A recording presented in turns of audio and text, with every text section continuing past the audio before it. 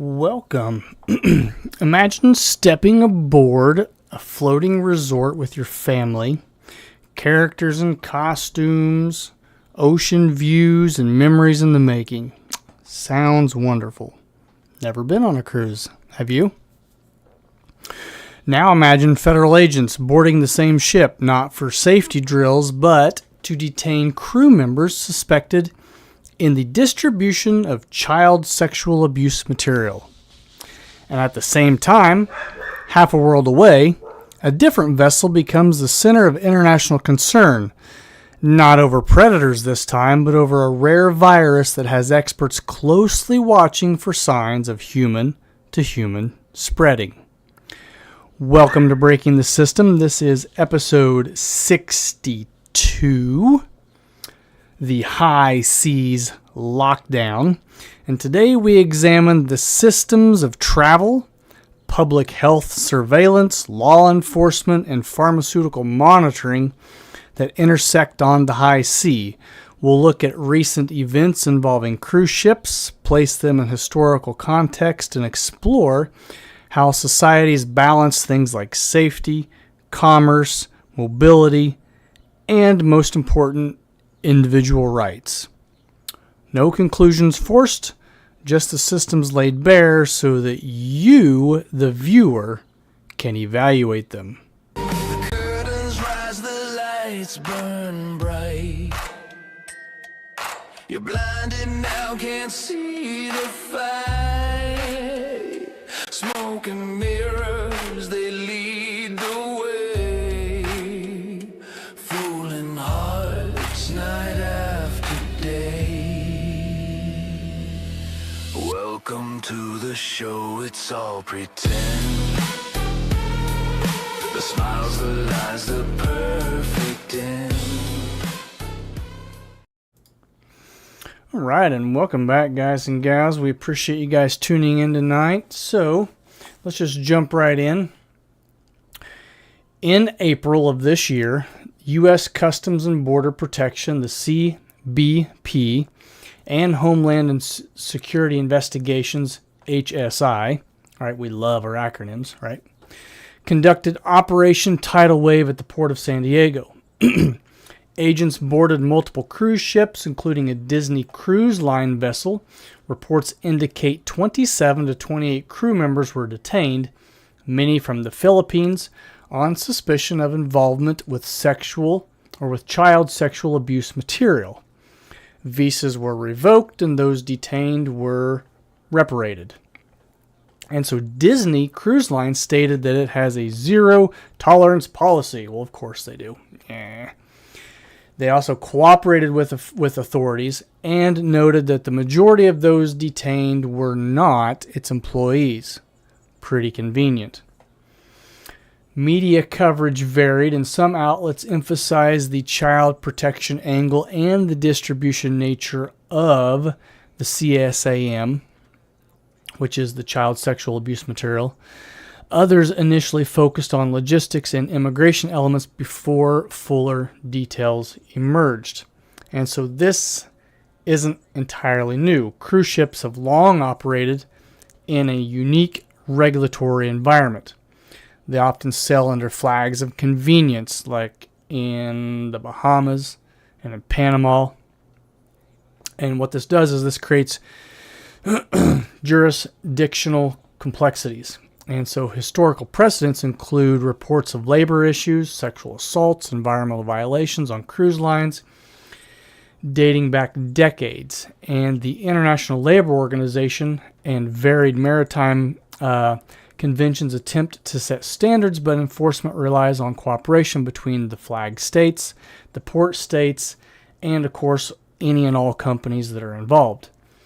And so the system here involves layered oversight, private corporate policies, national law enforcement when ships dock in territorial waters, international maritime law, and tip-off from organizations like the National Center for Missing and Exploited Children. And when it works, it protects vulnerable passengers, especially children. When gaps exist due to crew turnover, multinational staffing, or remote operations, accountability can lag. I have a little bit of a cough tonight, so pardon that. But the big deal is here, who's the big name, right? We're talking about Disney, right? And this is not the first time that Disney has made waves for child pornography or child sexual abuse material. Like, there's all kinds of, conspiratorial stories about Disney and all the underground bunkers and the tunnels that run under Disney and this and that. So this is nothing new for Disney, okay? But look at the timeline and look at who is involved, okay? And we're not talking about one or two people. We're talking 27 to 28. That's quite a bit, okay? And so what else was going on at this time, right? Last month. Just came out last month, right? Big news. It's everywhere, right? Big news, okay? And that is, while the headlines focused on San Diego, the Dutch exposition ship, the MV Hondius, was dealing with a medical crisis. The vessel departed Argentina in early of April of this year. And by May this month, the World Health Organization, the WHO, and the CDC confirmed cases of the hantavirus, especially the Andes virus, the ANDV strain. Oh, that's an important one. We'll talk about that one in just a minute. And as of mid-May, reports noted around 8 suspected or confirmed cases and 3 deaths. All right, so we've already got 2 cruise lines, 2 big things happening at the same time. One, about child exploitation. Don't want you to know about that. Don't want you to know about it. Don't know about it. Okay? And the other one is what? Oh, we got this new pandemic that's coming right around the corner, so we're going to put that on everything and we're going to blast this out, right? And I'm not saying that this isn't important. You have to look at what's going on at the exact same time within the system, okay? And so the kicker is here that most hantaviruses spread via rodent droppings, urine, saliva. Well, the Andes strain, which is found in parts of South America, is notable because it is the only one with documented instances of limited person-to-person transmission, typically requiring close or a prolonged contact. That's pretty damn convenient, right? Yep, thought so. And so the outbreak appears linked to possible rodent exposure during pre-cruise travel in the Argentina/Chile area. So like the report is that there was a couple people that went into South America or before the cruise or whatever, got the disease, didn't know, came on the ship, and then started spreading it, right? And so all of this is still under investigation, okay? American passengers were reparated via a U.S. government medical flight to Offutt Air Force Base in Nebraska. That's OFFUTT. And then moved to the National Quarantine Unit at the University of Nebraska Medical Center, a facility previously used for Ebola and early COVID cases. And so this is a standard high containment protocol for certain infectious diseases, allowing monitoring while minimizing public risk. Health officials have repeatedly stated that the risk to the broader public does what? It remains low. Okay? Why are we, if this is spread person to person, let's think about this. Why are we pulling people off that are contaminated? Why aren't we quarantining all of these people, right? Quarantine them. Now, I'm not saying put them all together so that they all get sick, right? But quarantine them. Kind of like they forced people to do during COVID, right? I mean, in China, they were welding people's doors shut so that you couldn't leave your home. Not saying that we do that, but why would we let these people around other people? Like, it doesn't make any sense. Unless, right? Think about it, okay? So maritime quarantines date back centuries. Venice used the Gorini for 40 days in the 14th century against the plague. In the 19th and 20th century, they saw cholera and yellow fever quarantines at Ellis Island and elsewhere.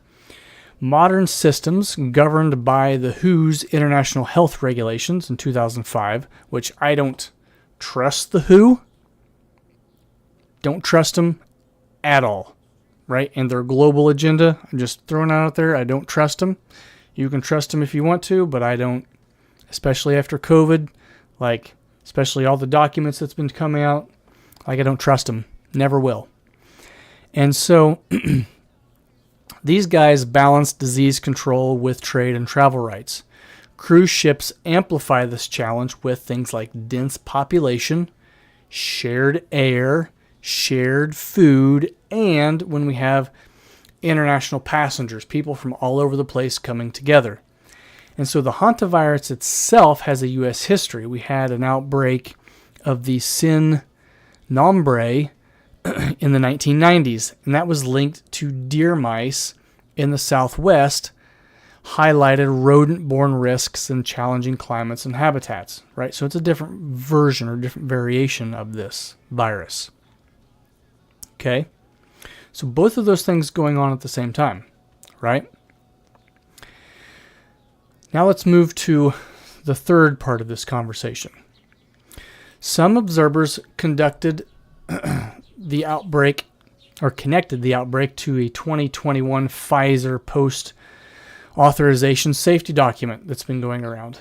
In the appendix listed adverse events of special interest, or the IES, or the IESIS, for monitoring after COVID-19 vaccine rollout.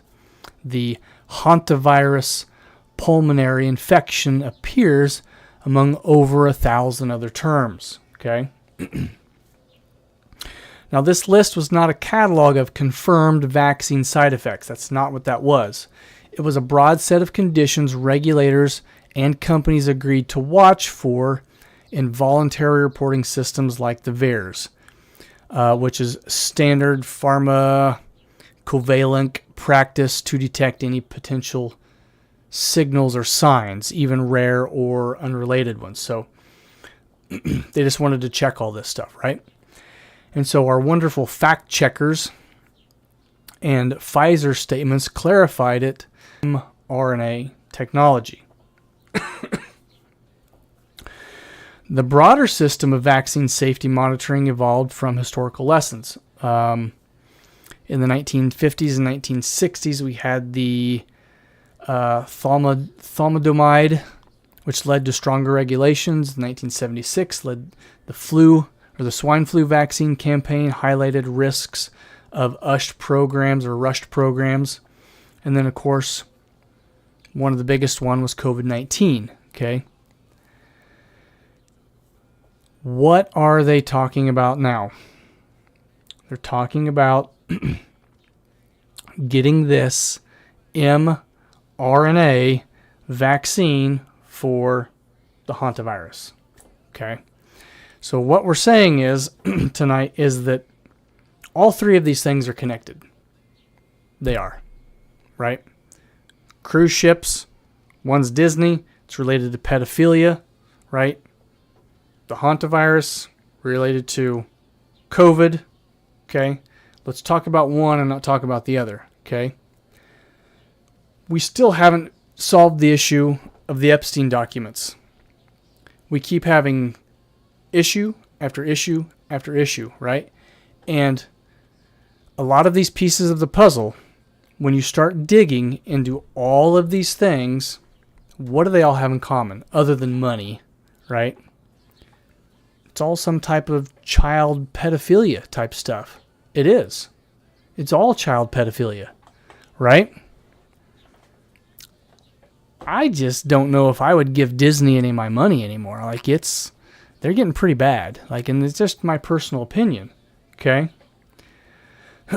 But we have to start listening and paying attention to these stories of what is being told on the news and by the media and what stories are not. Because the Disney one kind of got swept under the rug pretty quick. And what came out? Oh, it's a scare tactic, right? They want to scare you. And I'm not saying that the hantavirus isn't scary. It is. But it's pretty convenient out of all of the ones that is on the ship, that's the one that is passed from human to human within close contact. So that certain people can push certain things like mandates, masks, 6 feet apart, close small businesses, but we're going to keep big businesses open, right? You can't shop at your mom and pop, but you can go to Walmart with 1,000 other people. Make that make sense, right? That's a head scratcher, right? Or you can go to Target and get your bacon and your eggs, but can't go down to your local meat man because that's dangerous, okay? So these events, law enforcement actions against alleged exploitation on family-oriented cruises, a rare hantavirus outbreak on an expedition vessel, military-adjacent quarantine protocols, and pre-existing lists of monitored conditions all reveal overlapping systems. We have global travel infrastructure. We have infectious disease surveillance. We have child protection enforcement and pharmaceutical vigilance. And in this story, all of those things are connected. Whether you want to believe it or not, they are. And at the end of the day, it's all to sell you something. What are they selling you? What story is the system trying to sell you? Okay? So cruise lines represent a microcosm of globalization. Economic engines employing thousands from developing nations, delivering leisure to millions, yet vulnerable to crime. They're vulnerable to disease, and they're vulnerable to regulatory blind spots. And so public health systems must prepare for low probability, high impact events without paralyzing normal life. So what we're saying here is, if you want to go on a cruise, you go right ahead. But then you live with the decisions that you make. If you go on a cruise and there's an outbreak, well then you need to be quarantined. Maybe you need to wear a mask and not the rest of society. Okay? That's our 2 cents, right? And we have to be transparent in all of the data. The crime stats, the safety reports, because what that does is that's going to start building trust within the community. If you're not transparent with all of this data in who is affected, who is linked to these stories, where is the money coming from, why is money coming from those places and going to other places, right? We have to be transparent with this data. Otherwise, it's going to start to erode the fabric of society, just like COVID done.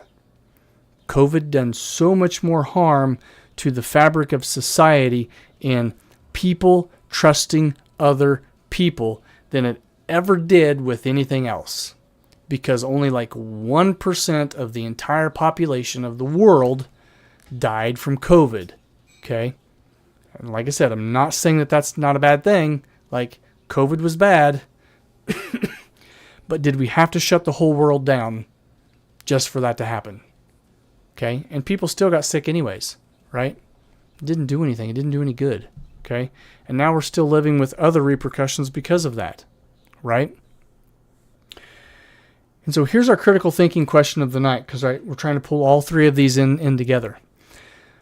When rare but serious incidents occur in highly visible industries like cruising or global health, how do we the people, the public, distinguish between something that's prudent, something that's evidence-based, precautions by institutions, or something that's just a potential overreach, or something that's an opportunity for the 1%, for the elites to take another freedom, another right away, because it is.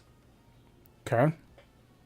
What metrics or sources would you use to evaluate the effectiveness or the proportionality of responses like targeted arrests or quarantines at secure facilities or broad monitoring lists? Because since COVID, these are all questions, these are very good questions that we have to ask, because the hantavirus, this version, is extremely deadly. And it can be passed from person to person. Okay? But do we need to shut the world down so it doesn't spread? Or could we use our frickin' brains and keep the people on the ship until they're either better or... Right?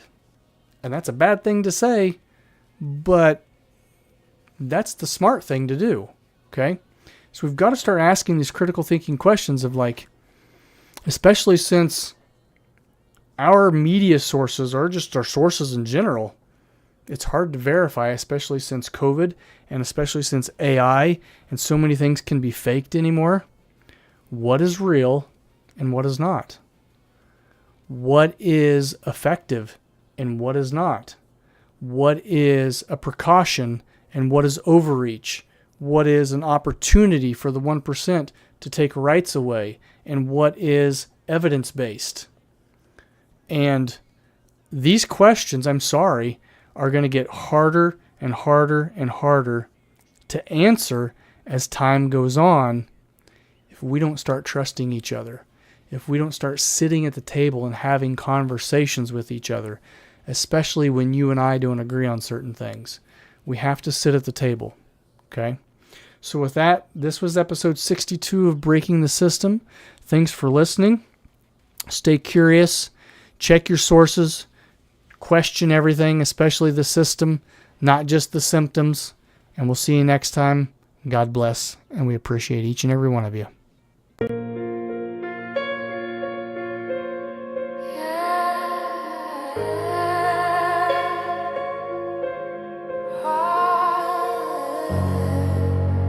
Yeah.